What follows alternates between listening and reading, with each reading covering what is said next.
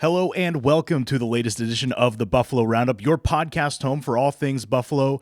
It's VHS Sports by the Buffalo for the Buffalo. I'm Drew Shaltry, joined as always by Marty Zero and Cody Hills. Guys, how we doing this week? Been pretty busy, but things are lightening up a little bit with a lot of the sporting events moving off campus for the next couple weeks. Well, change of pace for us recording in the morning because of a technical difficulty yesterday trying to record this.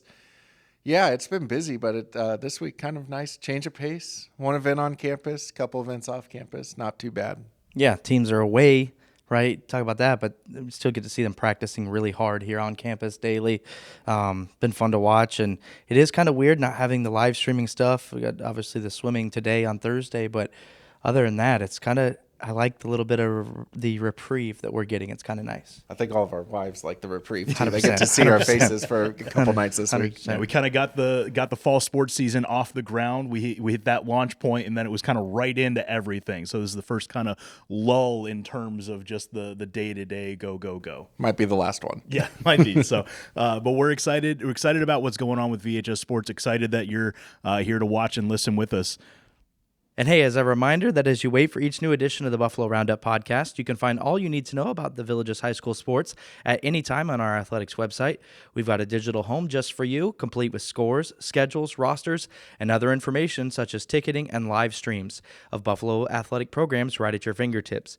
Be sure to check us out online today at athletics.tvcs.org. All right, so starting as usual with football, VHS went on the road for the first time last week, got a big win over Southlake, got a little bit of a scare in the second half there, but the Buffalo were 3-0. Cody, walk us through what happened down in Groveland. Yeah, Buffalo got a 37-26 victory. Got off to a really good start once again last Friday night down in Groveland, up 34-10, I think it was there at halftime.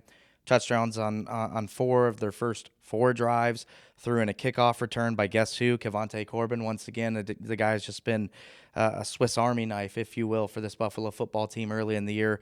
So I was feeling good early, 34-10, a little bit of a different stark contrast from a year ago against the Eagles when the Buffalo went down 10-0 after that first quarter. So much better start this year. I think that was a plan for head coach Richard Pettis, a much better start against Southlake this go-around.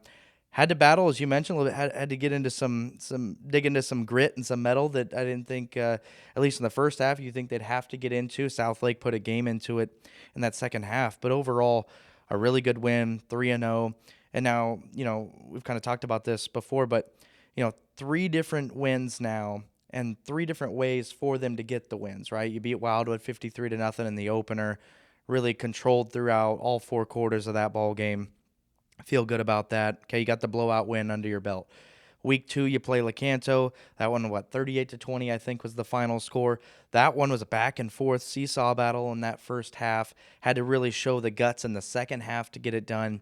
And then now, last Friday against Southlake, dominating start. Sort of had to hold on there through the middle part of that second half.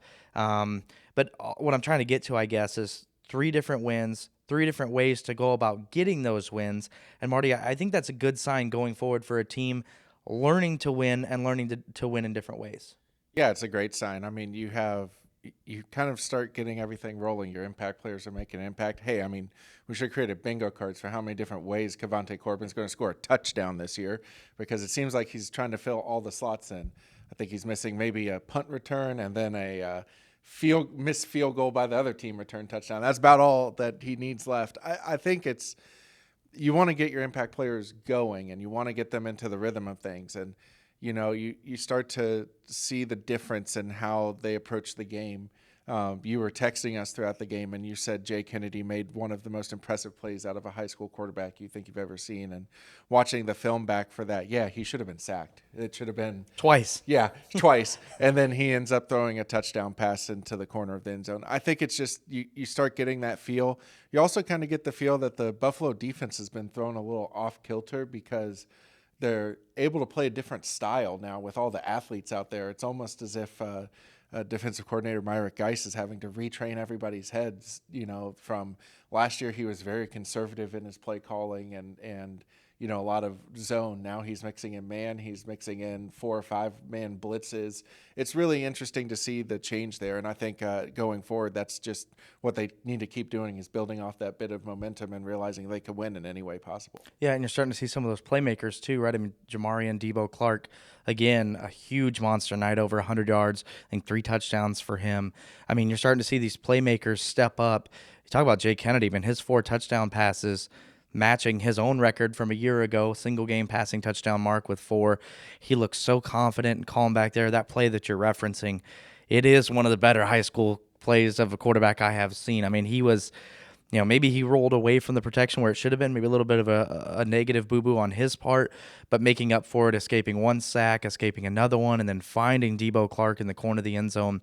He is starting to mature at a rate that I think not only behooves this team to win and have a successful year, but also for himself. I mean, just as a confident player, we know he's, like, if you know Jay Kennedy, he's a charismatic guy. He's a jokester. He loves to mess around.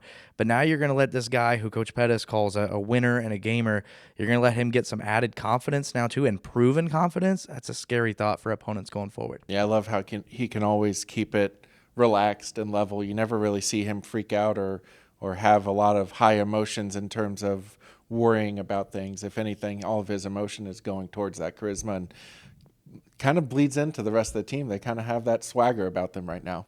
Well, and Cody, you mentioned Jay Kennedy tying his personal record of 4 touchdowns in a game. He set that against the Buffalo's next opponent, Citrus, when they played last year. Buffalo going to take on the Hurricanes this Friday night. Again, they're going to be on the road, but don't necessarily know that the venue is going to make that much of a difference in this one. Yeah, I guess we'll tiptoe through the scouting report here, because you don't certainly want to throw shade at anybody, right? Citrus is going through it right now. That's, I think, the easiest way to put it. The Hurricanes struggling, 0-3 on the year, not all that competitive, both on the scoreboard and the end results and the statistics. I mean, you could list them if you wanted to. They've been outscored 110-6 through their first 3 games. Last week, played at Wildwood. Maybe you think it'd be a little bit more competitive of a matchup. Wildwood wins that game 25-0. Of course, the Buffalo beat Wildwood 53-0 in the opener. So if you believe in the transitive property there, you can kind of connect the dots. But in that game, talk about Citrus going through it, 35 of their 47 plays on offense were either for no gain or a negative gain. Not good. That is very bad. Extremely hard to play that brand of football.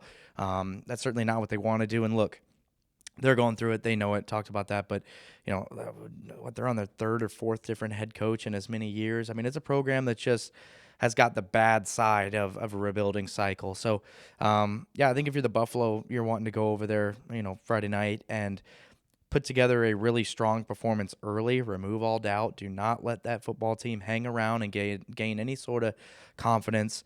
And really, too, I think what would sort of be a good mark that I would like to see this Buffalo team have Friday night is it doesn't really matter who lines up across from you, right? They can be a nameless, faceless opponent other than their jersey color being different than yours. I think you really have to focus on yourself in a game like this. You have to focus on what is important to you in terms of your values as a football team. They got to be much more disciplined. They had a ton of penalties against Southlake. A few that extended drives for the Eagles, and a few that set them behind the chains and ended some drives early for VHS. So got to clean that up. Certainly want to take care of the football and just keep sticking to the things that have allowed you to be successful. And if you do that, I feel like the Buffalo are in a really good spot Friday. Yeah, I think this is kind of a game where you can almost have a practice within a game. You want to come out, you want to score early, you want to get the score on your side, favorable for you early. The one thing we've talked about for the past 3 weeks is that the biggest concern right now, I think, for the entire Buffalo team is their offensive line pass protection. This is a game where you could almost challenge them at saying Jay Kennedy should never be touched or flushed out of the pocket. If they bring a standard rush, we should never have to have him exit the pocket. All of our pass protection should be set now. We're in week 4. It needs to be there. And then I think the other side of the ball is, well, if we're going to have our offensive line play well, let's make their offensive line have to work. And, our defensive line, it's up to how many sacks now? It was 9 before last week? 19 for defense now. Yeah, so it's one of those things where you want to balance it out. So if you're going to hold your offensive line accountable, make their offensive line pay. And then I think the other thing is don't walk out of there with any bad habits. We kind of saw that after the Wildwood Week 1 game. Just the Buffalo so much more athletic and deeper at every position that they started to get away from the good habits that you have to have against teams that are just as good as you, just as athletic as you. And you don't want to walk away from that now in the middle of the season, especially as you're kind of preparing for what's coming up down the road. Yeah, I'll throw this in real quick, Drew. Holy smokes, even 19 sacks. I mean, they had 17 all of last year, and now through 3 games have 19. Ashton Hunt, a big reason why. The dude has patented his own spin move and pass rushing, the way he's using as much as he is and having success with it. But you talked about Myra Geisen dialing up some stuff different. The defensive line's getting a lot of pressure on its own, and it's causing havoc for opposing quarterbacks. And we can do that. We've seen it just makes that other offense so much more uncomfortable and not staying ahead of the sticks, and it really just puts you in a much better spot defensively. Yeah, and if you can get that pressure with just your defensive line, it does tend to compound through every level of the defense, right? So you're taking time away from the quarterback, but the openings aren't out there in the field. So that's a huge advantage for the Buffalo. So again, they'll be playing at 7 p.m. this Friday night in Inverness. We'll have updates for you online. We'll also have a full story from Cody Hills following the game if you can't make it out there to watch in person. Yeah, and if you can't make it out there to watch in person, be sure to follow along with all of the action and all of our teams through our VHS Buffalo social media channels. Be sure to check out our Facebook page listed as VHS Buffalo Athletics. Our X account, formerly known as Twitter, can be found at Villages Buffalo. And we share photos, videos, and more on our Instagram at Villages Buffalo on there as well.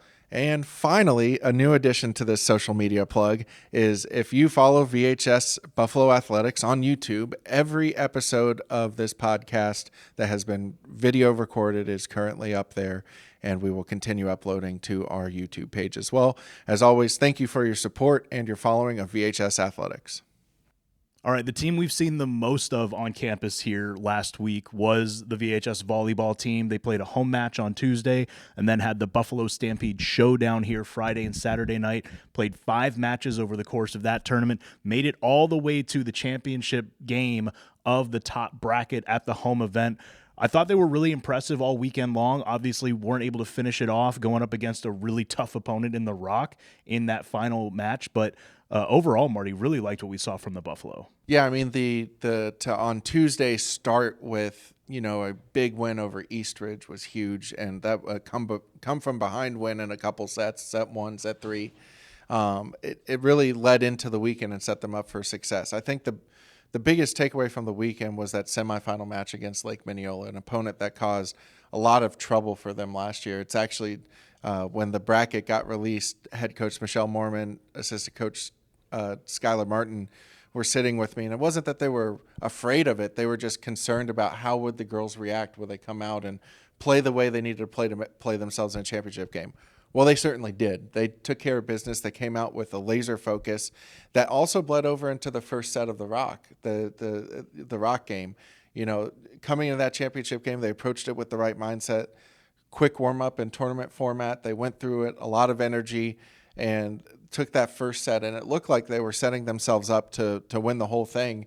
But the Rock is just a really good volleyball team, responded how you expect a really good volleyball team to respond. And I think it's just there's a hump that they have to get over, right? There's a speed bump in the road, and it seems like when they are on it, they can play with almost any team in the state of Florida. But when they hit that speed bump, and it seems like it starts falling apart a little bit. And I think that's something that Michelle Mormon, she's very aware of it, and she's trying to work on it. But sometimes it's something you can only fix by playing more games, which fortunately, not to skip too far ahead, but this weekend they've got a whole nother tournament to compete in, so more games to figure that out. Yeah, I think if anything, watching it back on film, that first set victory against the Rock, if you can somehow, if you're Michelle Mormon, find a way to bottle up that effort and that performance, it's going to take this team a long way, right? We talked about the really difficult set schedule that they've got, what's coming up ahead. But that first set, not only was the execution crisp, but one thing I noticed in watching it back was the floor awareness, the spacing that they had in terms of just the spots they were supposed to be in, not only in the rotation on offense and when they're trying to set up and get some kills and get some points on the offensive side, but defensively as well. The communication was there. I mean, you could hear it just through the film. Like, you can hear them barking out communication and where they're supposed to be. That's a really good sign because, as we know, communication is such a big thing in the sport of volleyball. I mean, that determines often win or lose in a lot of different matches, but just also the chemistry of a team, camaraderie of a team, it all factors into that communication. So to me, I think if you can find a way to bottle that up, now, yes, the tournament didn't go, I guess, the way that they would have wanted to in terms of the end result. But overall, I think they have to take away feeling really good about this, right? 3-0 on Friday, beating 3 decent opponents, South Lake, St. Cloud, and then Cocoa Beach. That Cocoa Beach game is a rematch of the regional quarterfinal that the Buffalo got the best of the Minutemen a year ago. Maybe not quite the same Cocoa Beach team as we saw a year ago in the postseason, but even still, I think it's 3 really good wins. You talk about the Lake Mineola win, but to me, it's that first set against the Rock. No, you can't throw out the others behind it that caused the defeat. It doesn't work like that. But if you can find a way to bottle up whatever it was in that first set, and only those girls in that gym know specifically what clicked for them, we can sit here and analyze it all we want. But if they can find a way to do that, it's going to behoove them down the stretch, which is a really difficult one. Yeah, got to hope that they can retain some of that energy. They're going to play, you talked about the top teams in Florida, Marty. They're going to play some of them in this stretch coming up here in the schedule. Michelle Mormon built a very difficult schedule trying to take this program to the next level here. You know, obviously, she's got state championship pedigree, having coached 3 state championship teams at the First Academy in Orlando, trying to bring that same kind of prestige here to the Villages. And if you want to be the best, you got to beat the best. But they've got some of the best in their way coming up. Yeah, you look at it in their schedule against West Orange, Montverde, and Lake Highland Prep. Lake Highland Prep state champion in their class, Montverde regional finalist, and beat the Buffalo in the regional semifinals in the district championship.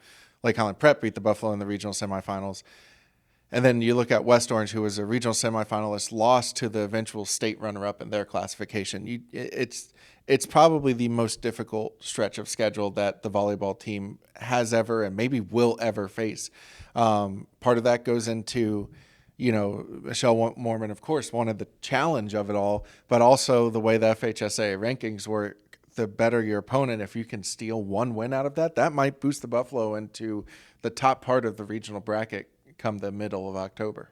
Yeah, and I think we were talking about it yesterday, but not to embarrass Coach Mormon, but remember, we had a conversation, all of us last year, where she was sort of just wanting to pick as many different people's brains as she could of trying to figure out how to schedule in this day and age of the point system. You talk about her 3 state titles at TFA Orlando. Like, that was 2008, 2009, 2010. And that was a different beast getting to the postseason back then compared to now. That was just win your district or be runner-up and you're in. And now it's a completely different ball game. And so she was having to learn. And I think she ended up, through her thought process of, let's schedule a ridiculously hard schedule. Check that box off. Let's try to beat some quality opponents. Well, beating Lake Mineola is a good start. Beating East Ridge is a good start earlier this year. Check those boxes off. Now, if you can steal one of these 3 coming up here in a couple weeks, or, again, this big event this weekend down at the Wiregrass Ranch Sports Complex down there in Wesley Chapel, another marquee event in this state. It's going to have teams from all over the state. You pick up a couple wins there, you just start feeling good about the process. Like, we've talked, I feel like, ad nauseum about how many different players they have, new faces and new places this year for this team. But now we're in that meat and potatoes portion of the schedule where that part goes out the window. These girls have played together, 8, 9, 10 matches at this point. I mean, you have to start. It's time to, for lack of a better term, put up or shut up, right? Now it's the time. There's no more excuses. Let's get this thing going. And I'm excited based off what we saw last weekend here, which, by the way, first time ever hosting the Buffalo Stampede Showdown. Ran, at least from our perspective, it seemed to be extremely smooth. Good crowds here all weekend long, Friday and Saturday. And Buffalo put together a really good performance they can be proud of, and hopefully next year go win the thing. Just a couple other sports to get to today. Swimming and diving, obviously. Now 2 meets into the season. We know they got the double duel win last week over both Bellevue and Leesburg. Again, sheer numbers in that one kind of powered them through. Much more competitive this time around against Mount Dora on Thursday. First time that we've really seen the swim team tested, and I thought they passed that test with flying colors. Yeah, I think you look at, on the girls' side, the swim of the meet was actually Bella McDowell. She anchored the 200 free, and she entered the water almost a second behind the Mount Dora team that had edged ahead of her, and she just put her nose down, except then came back up to breathe, but put her nose down, got in the water, swam hard. She doesn't even practice the swimming on the daily basis because she's one of the divers that is going to end up probably being critical to the Buffalo success as they go on through the district and regionals. But then, she just got into that water, started swimming hard, and won by almost half a length. And you just look at the effort of that, and that's just kind of characteristic about the Buffalo swimming team. And then the second part of it, Drew, I would say is you look at the boys 50. They're 50 free. It really, last week we were talking about Ryan Faso, his swim against Leesburg and Bellevue. Well, now the swimmer against Mount Dora was Braden Collins. He got into the pool and put in a sub 25 second time in that 50.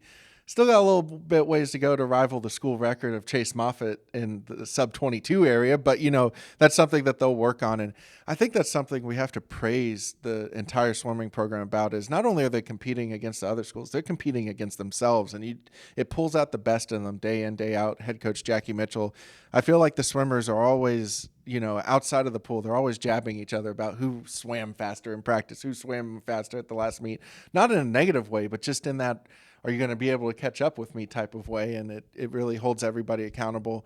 So, looking at today's swim meet, you just want to see more of the same, right? You want to see improvement. Yeah, I think so. You talk about Coach Mitchell and that inner jabbing, if you will. She sends us a list of all the times that were dropped after each meet. And I think this is by far one of had the most amount of different names on it, in terms of sheer numbers of athletes who cut times, drop times. I was really impressed by, I think, Drew, you mentioned it, more so a little more competitive in terms of the participation numbers of this one, right? The Bellevue and Leesburg double duel to start the year. As long as VHS got in the water, they were probably okay, regardless of who won, because of how many numbers they had. They were going to eat up all the points. Mount Dora, much more competitive. Coach Mitchell praised that when she was again gracious enough to us. Thank you, Coach Mitchell, for coming on the air during our live stream broadcast during the 500. And it was, she commended the Mount Dora program. Talked about how 5 years ago, this would be a different meet. 4 or 5 years ago, they did not have the numbers that they do now. That being said, VHS still really dominated. 18 of 22 individual races. They had a swimmer finish in first place. They won 5 of the 6 relay races. I mean, they are cleaning up. And while doing it, to Marty's point, they're dropping the times. It's such a good thing to have, such a good thing to see.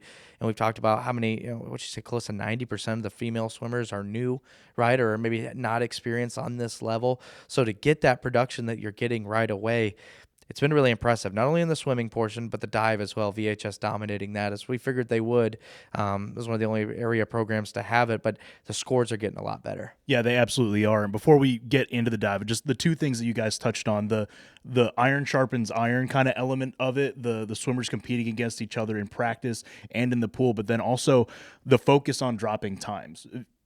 For us as spectators and commentators, when we're up in the stands, we're looking at who finishes first. And we're trying to look at those total team scores at the end and see, how far ahead of Bellevue or Mount Dora or whoever this team can finish. But they're looking at the times. And that's the culture that Jackie Mitchell has set, is that it's way more about how you finished versus your last swim than how you finished versus the person in the lane next to you. And I think that that's been a really healthy thing for this program. It's not about if you're first, second, third. It's about, did you beat your last time? Because that constant model of improvement, that's what's going to take care of your finishes against other teams, against other swimmers. So I think that that's something that has always been the case for as long as I've been around this program. And I think it's part of the reason that those teams are so successful, is just that is where the focus is. It's on that constant building, and that's why you see swimmers will constantly throughout the year get better and better and better, and all of them know their previous times. Every time they do an event, they know what the mark was the last time they got in the pool for it, and they're looking to beat that when they get into the water. Sorry, Marty. We just talked about football, right? Playing a nameless, faceless opponent. Same thing here, right? In the pool, right? It doesn't really matter what's happening in the lane to the left or the right of you. It's about your own time and beating it. Yeah, I was just going to say that, the concept you brought up is incredibly important for a swimmer like Laura Berganza, who probably won't have anybody within half a pool of Yeah. length of her by the, until the regional and state meets at Fast, which all expectations she's going to go to that state meet and maybe, just maybe, bring home the first individual state championship for a Buffalo swimmer in school history. It would be cool to see. We did also, we very briefly mentioned the diving teams. I do just really quickly want to shout out two of the divers, Sebastian Price and Ella Dariano were fantastic last week. Each of them had their best dive of the season in last Thursday's meet. Looking forward to seeing what they do later today, this afternoon, in the upcoming. But really can't say enough about how much we talked about the swimmers improving week to week. Obviously, with diving, it's a little bit more a little more amorphous, right, with improvement because it's a scored, a judged category and things like that. It's hard to see kind of that improvement, especially because you don't have a solid time coming to you. So you can say, well, that felt better, but you have no idea really until you get judged what your improvement is like. Well, the scores went way up over this past meet, the one against Mount Dora. And Dariano and Price, I think, easily had the two best dives that we've seen so far this year. Well, and Sebastian's came after he had a couple, I think he would admit, bad dives, right? His first couple were... Yeah, a couple down scores for sure. Yeah, not good. And then he comes back with his third one there. And then, of course, Ella, what was her 18.5, I think, was her top score. I mean, just really good numbers that we haven't seen. And Coach Mitchell, I want to mention this, Coach Mitchell talked about it on our broadcast last week, how the swim portion, as a swimmer, you're not looking up at the crowd, or you don't have that moment where you're seeing that people are watching you. And plus, when you're in the water, the splashing and the people next to you, and again, if you're doing what you're supposed to do and focusing on your times, you don't care about that at all. But the diving portion, everything stops, right? The world stops spinning, at least in the world of the VHS Aquatic Center on Thursday afternoons, when it's time for the diving portion. Everyone turns their head from the west side of the pool to the east side of the pool and looks at those boards and the diving board and getting ready to watch them jump off that platform. That's a lot of pressure. Coach Mitchell talked about that a little bit, about how they've sort of learned to adapt and overcome that pressure. And the end result's been a lot better scores because of that. Yeah, I mean, diving, very much about the elegance and the view of it. But if anybody at home has any doubts about the athletic ability, you go to your local pool or your pool at home, try and jump from the side, enter hands and head first, and don't make a splash. Don't get any water outside of that pool. That's how difficult this discipline is in terms of the athletic ability that they have to exhibit.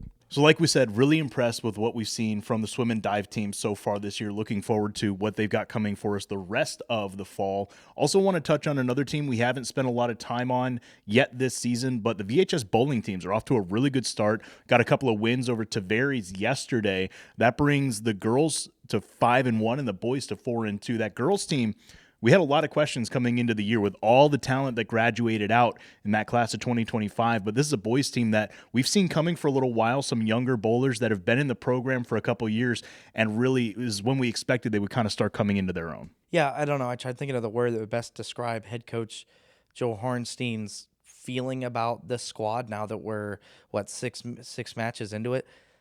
Giddy, I feel like is the best word. Like there's excitement because you talked about it. There were a lot of question marks coming in. That girls team, state runner-up, the best finish in program history. You lose just about everybody from that. The boys team, that 6-9 record head-to-head play last year, a little deceiving because there's some close losses in there, but they had some returning players. So trying to build on that, but Coach Hornstein still wasn't really sure what he was going to get out of this program. And in fact, Drew, I think he told us once it's going to be a rebuilding year. I think he told us that. Well, so far it's been anything but that. You mentioned the records, off to strong starts, carrying the torch for them. The boys, Cash Carroll, having really strong performances, and the girls' side, Amelia O'Brien. So two right there to keep your eye on. But I think overall, he's feeling a lot, he being Coach Hornstein, feeling a lot better about, okay, I'm going to pencil these 5 names in, and I feel good every single time we step on the lane. And that confidence, it's big for a coach, but I think those players too. We talked about it earlier, but confidence is a real thing in bowling. Like I am firmly a believer in it. Maybe I wasn't before. I just thought, phooey, whatever. But now I think it's a very much a real thing. Like when they step up there, not only the confidence in the way that they want to throw the ball and adjust to a lane, but also just that they know that they can do it and they can score well each time that they step up for a new game. And I think we're starting to see that out of this bunch, both bunches, and it's resulting in a lot of wins for them. Yeah, and I think it's the giddiness that Coach Hornstein might exhibit. yeah, he's happy about how this season is going, probably a little better than he thought at the beginning. But I think it's even more so of he's building a future powerhouse because of how many young bowlers are in the program right now.